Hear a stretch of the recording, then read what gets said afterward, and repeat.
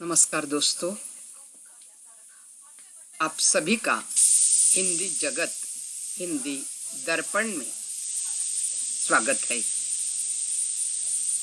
तृतीय वर्ष कला में हिंदी की राष्ट्रीय काव्यधारा ये जो पेपर लगाया है उसके अंतर्गत आज हम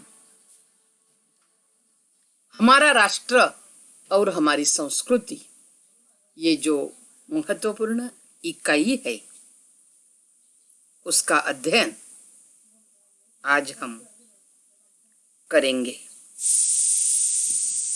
हमारा राष्ट्र और हमारी संस्कृति, इसमें राष्ट्र क्या है ये पहले महत्वपूर्ण बात है। राष्ट्र किसे कहते हैं?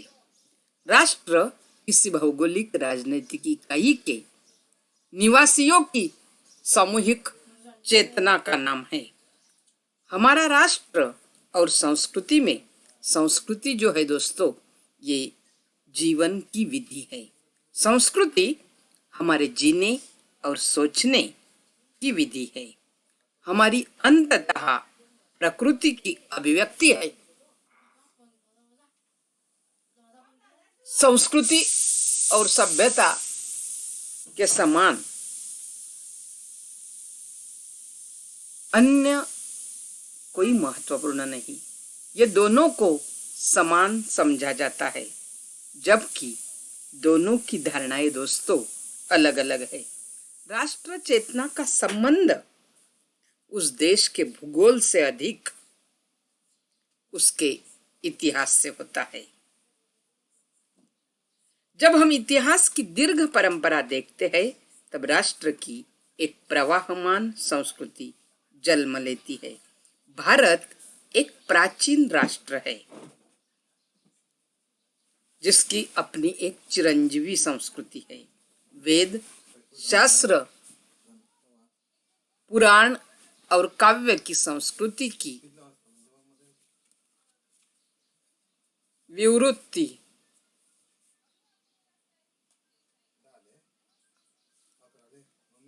संस्कृति राष्ट्र की आत्मा है। विज्ञान की भांति संस्कृति का स्वरूप सार्वभौम नहीं होता। डॉक्टर वासुदेव शरण अग्रवाल कहते हैं, संस्कृति का राष्ट्र के साथ अनिवार्य संबंध वे मानते हैं। उनके अनुसार विचार और कर्म के क्षेत्र में जो राष्ट्र का सर्जन है वही उसकी संस्कृति है। संस्कृति मनुष्य के भूत, वर्तमान और भावी जीवन का सर्वांगपूर्ण वर्णन करती है। दोस्तों, हमारे जीवन का ढंग हमारी संस्कृति है। हमारी प्राचीन गौरव की पुनरुत्थानमयी भावना में मूलतः आर्य संस्कृति का ही जय जयकार है। संस्कृति का स्वरूप व्यापक तथा उदार है। उसमें संकीर्णता या सांप्रदायिकता के लिए कोई स्थान नहीं। मूलतः संस्कृति शब्द में ही संकीर्णता के लिए कोई स्थान नहीं है। संस्कृति का मूल तत्व है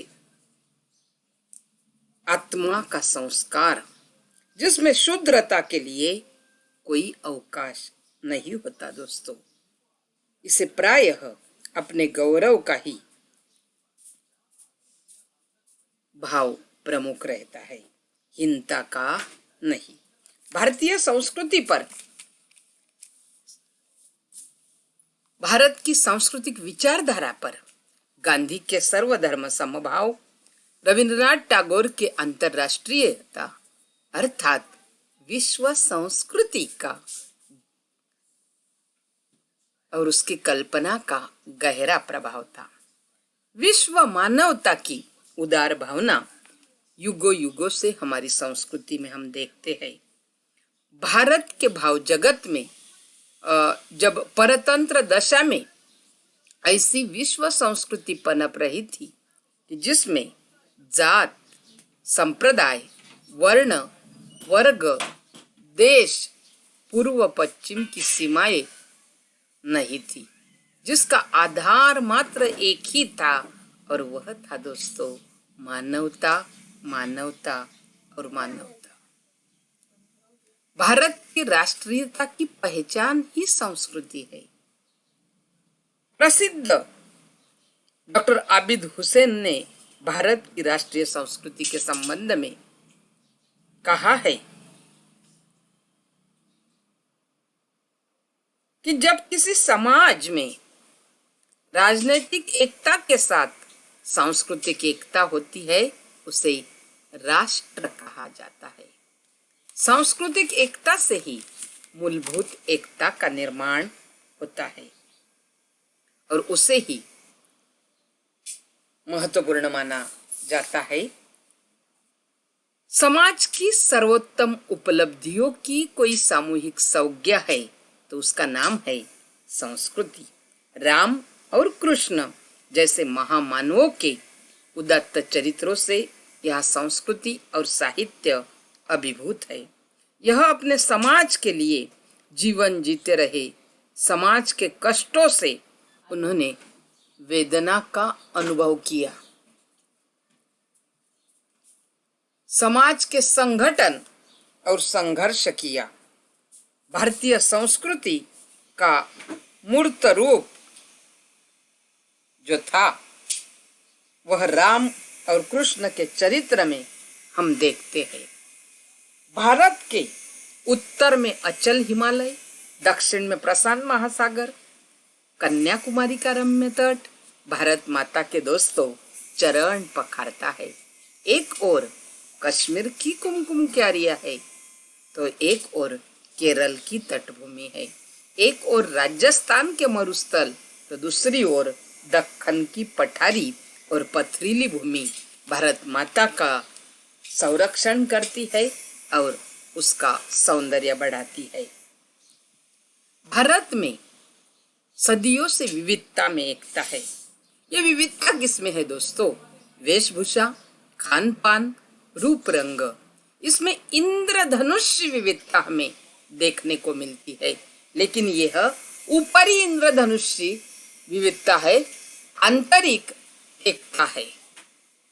अलग अलग वेशभूषाएं हम भारतवर्ष में देखते हैं दोस्तों, जैसे पंजाबी की दाढ़ी कलगी, पंजाबिनों का लहंगा सलवार, राजस्थानी गुलमुच्छे और घाघरदार चुनार, बंगाल की पिक भरी मुखाकृति और ढीली ढाली धोती, मराठी की कसी हुई धोती, नाटा कद, दो कच्छा बांधे, कर्मठ महिलाएं, दक्षिण भारतीयों की लुंगी और फूलों से श्रृंगारित बालों वाली तरुणियां भारत का सुंदर भव्य चित्र बनाती है। समस्त भारतीयों के लिए मोक्ष प्रदान करने वाले तीर्थधाम नहीं है, फिर भी हमारी मानसिकता, हमारे विश्वास, हमारी श्रद्धा से आज भी हमारी संस्कृति पनप रही है। उसमें उत्तर में अयोध्या, मथुरा, काशी, तमिलनाडु में कांचीपुरम, रामेश्वर और कन्याकुमारी और मीनाक्षी, असम में कामाख्या देवी, बंगाल में कलकत्ते की काली, उड़ीसा में जगन्नाथपुरी, गुजरात में द्वारकाधीश, सोमनाथ, आंध्र में तिरुपति बालाजी और महाराष्ट्र में मुंबा देवी को हम देखते हैं। भारतीय संस्कृति का उत्कर्ष उसके ज्ञान क्षेत्र से झंकृत होता है। धन, धान्य और कला कौशल की व्यापकता प्राचीन काल से, सदियों से यहाँ पनपती रही है दोस्तों।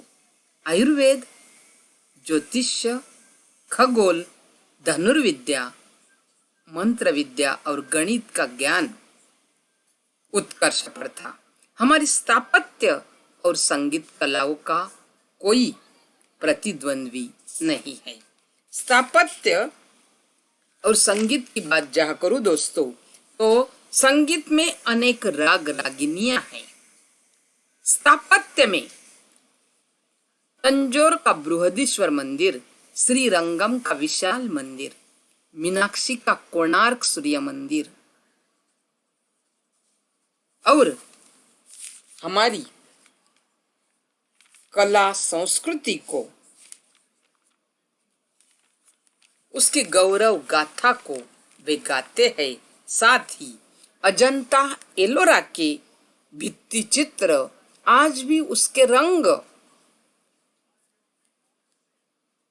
आश्चर्य में डाल देते हैं।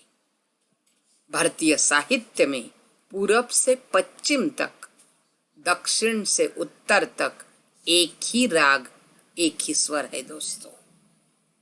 एक भाषाभाषी दूसरे की भाषा समझ नहीं सकते, पर सभी भाषाओं में संत और कवियों के हृदय के तार ऐसे मिले हैं कि सबकी वीणा से एक ही तार झंकृत होता है। तुलसीदास हो, कंब हो या कृतिवास हो, सबके चरित नायक राम ही है। सूरदास हो, मीराबाई हो या नरसिंह मेहता, शंकर देव, सबकी वाणी में कृष्ण लीला की ही माधुरी है। भारतीय संस्कृति ने शक हुणों से लेकर आज तक अनेक विदेशी संस्कृति के आघात को सहा, सबके उदात्त तत्व को अपने अंदर समेट लिया दोस्तों।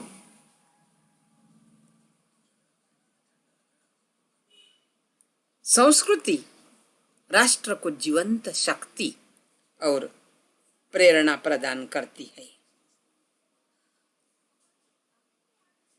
हमारे भारत में सांस्कृतिक दृष्टि की विशेषता है कि इसकी उदारता, त्यागवृत्ति, समन्वय भावना और सर्वहित की कामना है।